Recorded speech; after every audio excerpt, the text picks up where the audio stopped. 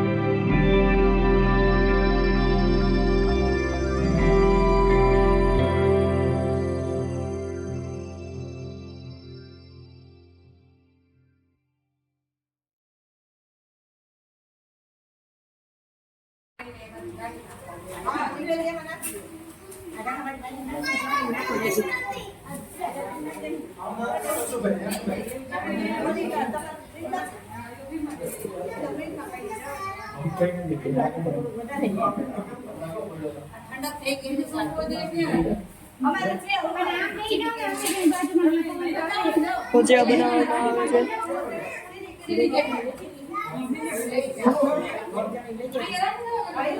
જઈ ગયો.